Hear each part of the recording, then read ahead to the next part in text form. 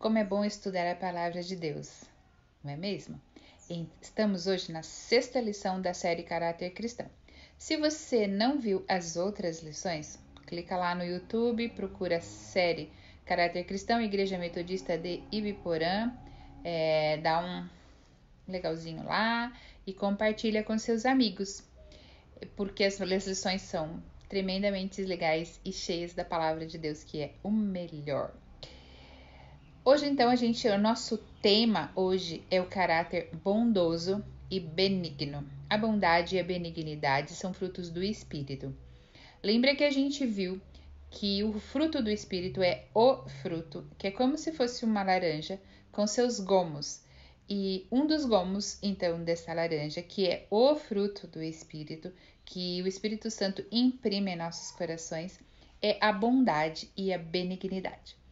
Hoje, então, nós estaremos pensando um pouquinho melhor sobre esse tema, bondade e benignidade, um caráter bondoso e benigno. Lembrando sempre que a gente não é bom de vez em quando, né? E nem benigno de vez em quando. Não é essa a ideia é que Deus transforme o nosso caráter mesmo, que a gente se torne uma pessoa bondosa e benigna. Que a gente tenha em si, não tenha, mas que a gente seja bondoso e benigno. Essa é a ideia de ter, então, em nós o caráter de Jesus. Se você olhar para Jesus, você perguntar, olha, Jesus foi um cara bondoso? Claro que foi, é óbvio, a gente enxerga nisso na vida dele, no agir, nas ações todas, no modo de falar, porque ele é bondoso e é benigno. É assim que nós gostaríamos, que esse é o nosso alvo, que nós nos tornamos benignos e bondosos. Então hoje vamos pensar um pouquinho sobre isso juntos. Relembrando o que vimos na lição passada, que foi a caráter que falava da prática do perdão, o caráter perdoador, tem uma pergunta então para começar. Quem ganha com isso? Quem que ganha em perdoar? Primeiro, a gente deve perdoar porque é uma ordem de Jesus.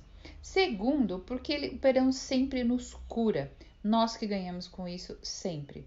Qual a justificativa bíblica para que perdoemos uns aos outros? Mateus 18, 23 a 35 fala então sobre o padrão do perdão, que é que Deus nos perdoou e também nos trouxe para se reconciliar conosco.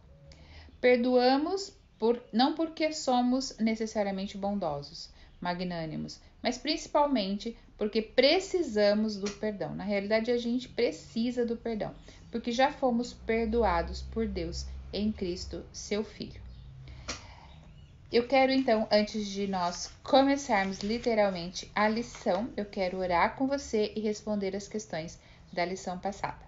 Senhor Jesus, nós estamos aqui juntos com essas pessoas que estão assistindo e participando do nosso tempo de escola dominical e de estudo sobre o caráter cristão. O nosso querer é colocar em prática aquilo que temos aprendido. Prepara a terra do nosso coração, trabalha em nós, para que o nosso caráter realmente seja transformado para a honra e para a glória do teu santo nome. Prepara esse tempo, Senhor, e que cada um possa, Senhor, receber de ti o que o Senhor tem no seu coração para as nossas vidas, em nome de Jesus. Amém. Amém.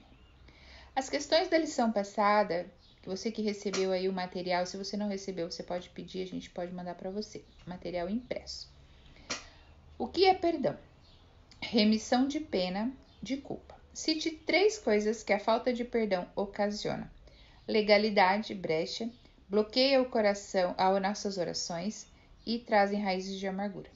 Deus nos perdoou, tornando-nos livres para sermos o que Ele gostaria que fôssemos.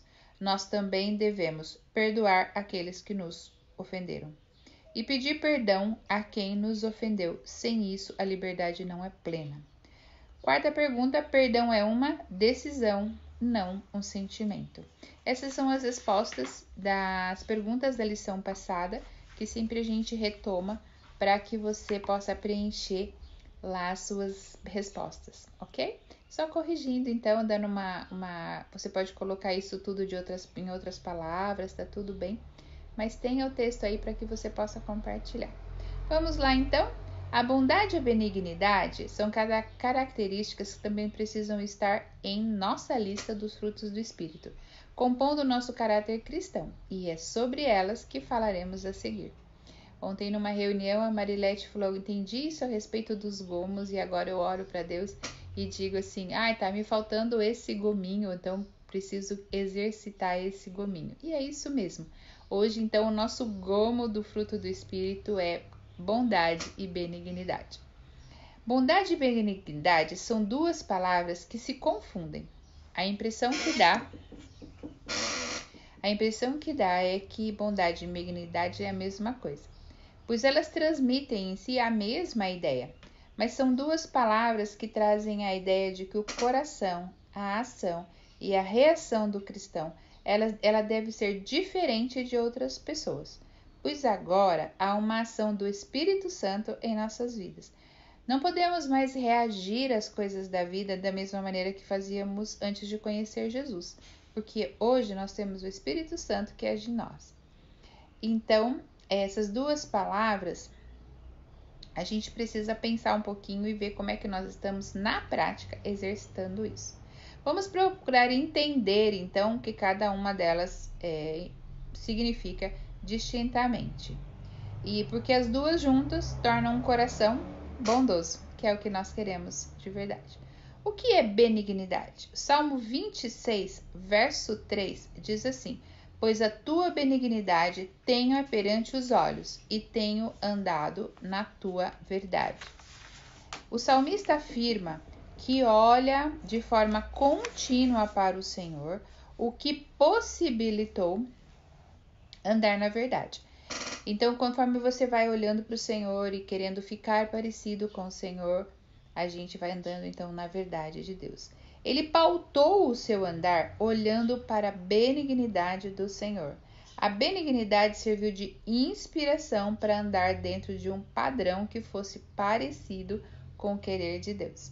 Quando você olha a bondade de Deus, você quer parecer com Ele. Uma das coisas que me chamou muita atenção na última lição, que ficou no meu coração e a respeito do caráter de Deus, é que sempre a gente fala que a gente perdoa, mas a gente não quer ou não precisa estar próximo da pessoa. E quando Jesus nos perdoou, quando Deus nos perdoou, quando Ele enviou Jesus para morrer por nós, para perdoar os nossos pecados, a ideia de Deus era a comunhão, é trazer a gente para perto. Então o padrão de Deus é muito alto. Além de você perdoar, você tem que trazer essa pessoa para perto e ter comunhão com ela.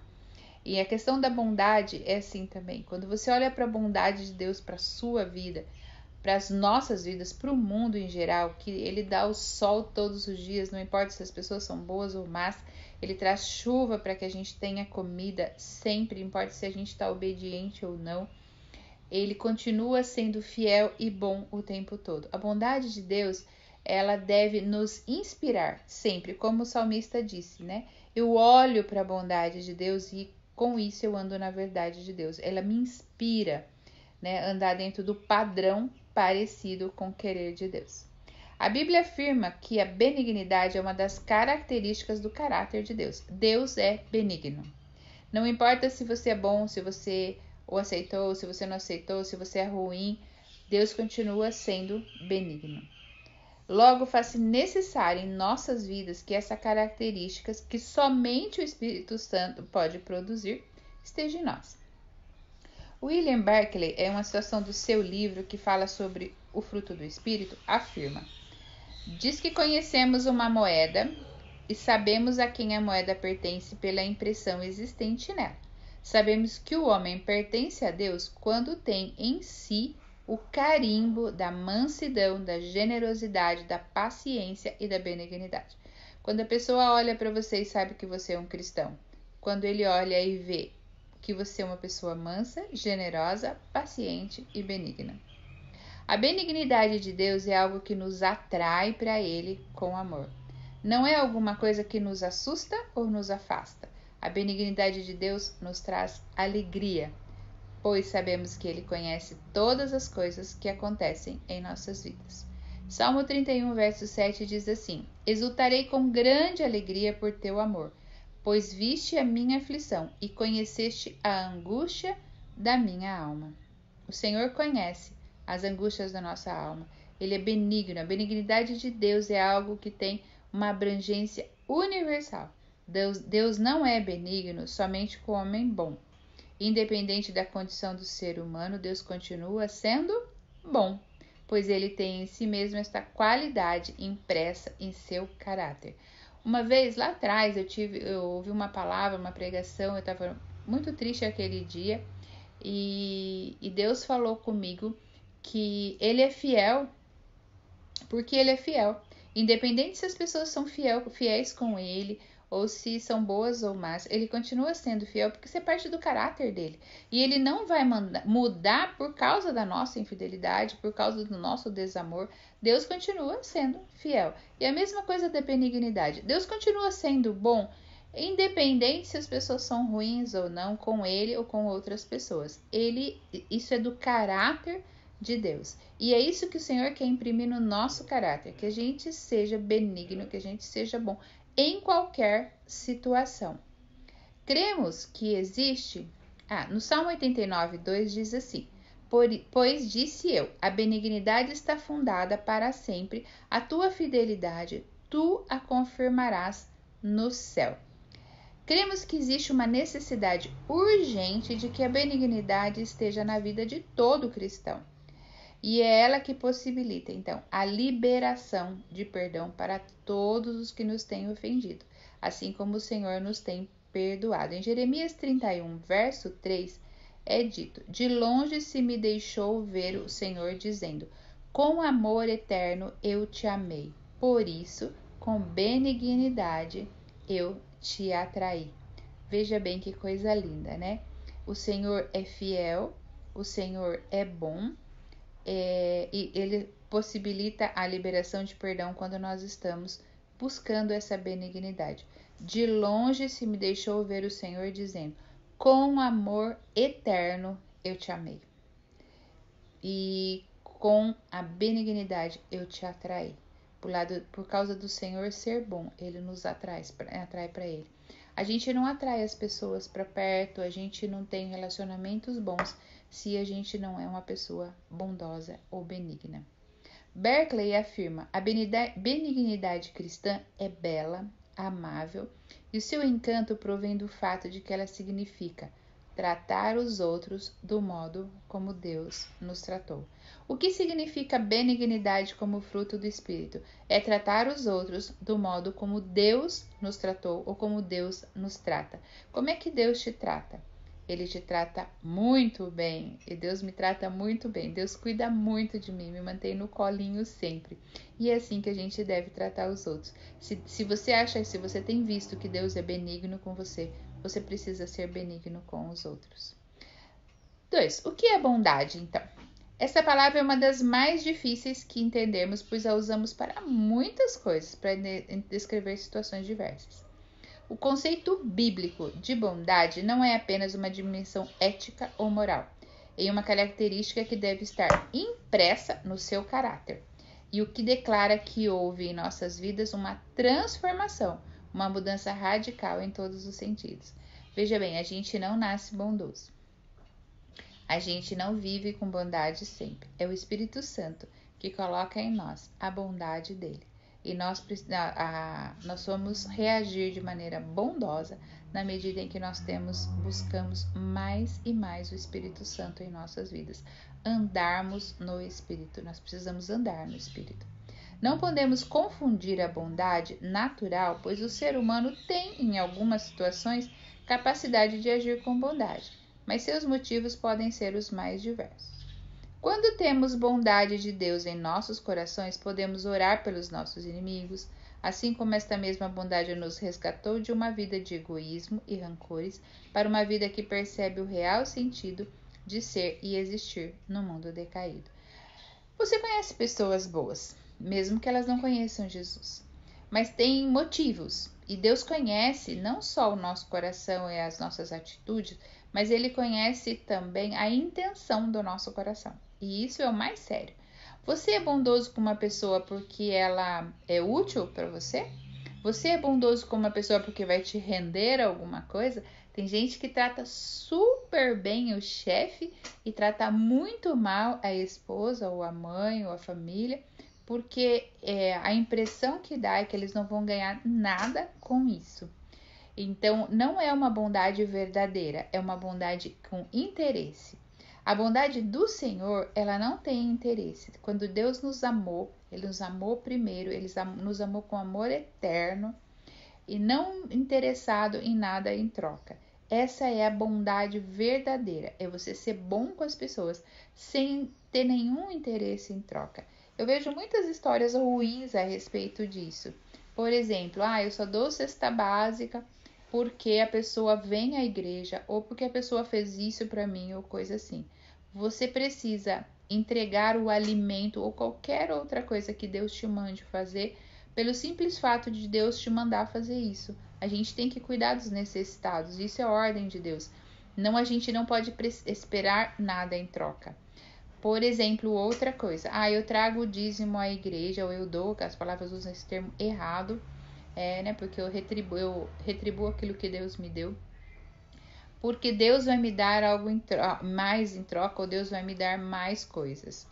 Você não está entregando o seu dízimo por obediência, você não está fazendo isso com alegria e amor, você está fazendo isso porque você quer algo em troca. Isso não é bondade verdadeira, não é obediência verdadeira, isso é troca. Cuidado com isso. Deus conhece a intenção do seu coração.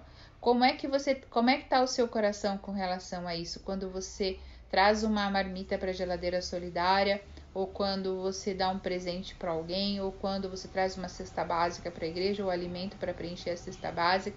O que é que está no seu coração? O que é a intenção? É bondade verdadeira? Ou você está querendo que Deus te dê o dobro, o triplo ou coisas em troca? Se é troca, Deus não é Deus de troca. Deus não é mesmo Deus de troca. Ele é um Deus da graça. Ele já te amou, Ele já te deu, porque Ele ama você com amor eterno. Entenda isso de uma vez por todas. Nós servimos ao Senhor por gratidão, porque Ele já nos amou primeiro e Ele já cuidou da gente primeiro. Nós servimos ao Senhor porque a gente ama o nosso Senhor e porque é uma alegria, um privilégio servi-lo e não porque nós queremos algo em troca. Bondade verdadeira é a bondade que o Espírito Santo coloca em nós, que é a bondade de Deus, que é bom e é benigno conosco porque Ele nos ama. O Salmo 33, verso 5, diz o seguinte: Ele ama a justiça e a retidão. A terra está cheia da bondade do Senhor. Por isso afirmamos que a vida cristã só é possível pela ação do Espírito Santo em nós, que deseja produzir em nós cada uma dessas características que chamamos de fruto do Espírito. Quando temos a bondade de Deus no nosso coração, então, nós conseguimos amar as pessoas e orar, inclusive, pelos nossos inimigos. É por isso que o Espírito Santo produz bondade. Ele produz algo que a natureza humana deseja. Nós queremos ser bons. Todos nós queremos ser bons, mas temos dificuldade de ser bons em todo o tempo. Nós não podemos produzir isso em nós por nós mesmos. Precisamos de Deus. Deus, portanto, está presente no desejo do bem e está presente na capacitação para a prática do bem. Deus coloca no nosso coração um desejo de ser bom e também Ele nos capacita a ser bom.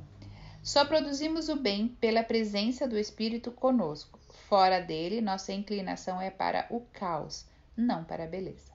Para a maldade, não para a bondade. O caos e a maldade são naturais. A beleza e a bondade são espirituais. Estamos sendo naturais ou espirituais? Mas o Espírito de Deus produz amor, alegria, paz, a paciência, a delicadeza, a bondade. Gálatas 5:22, que é o nosso texto base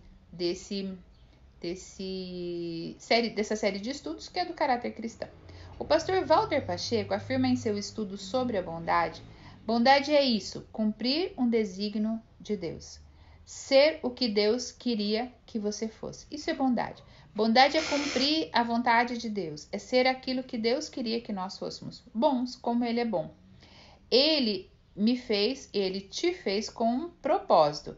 Quando você vive da maneira que Deus pretendeu que você vivesse, você se sente muito bem. Sua vida torna-se significativa. Mas qual é o propósito bom para o que Deus fez? Efésios 2, verso 10, diz assim: porque somos criação de Deus realizada em Cristo Jesus para fazermos boas obras, as quais Deus preparou antes para nós as praticarmos.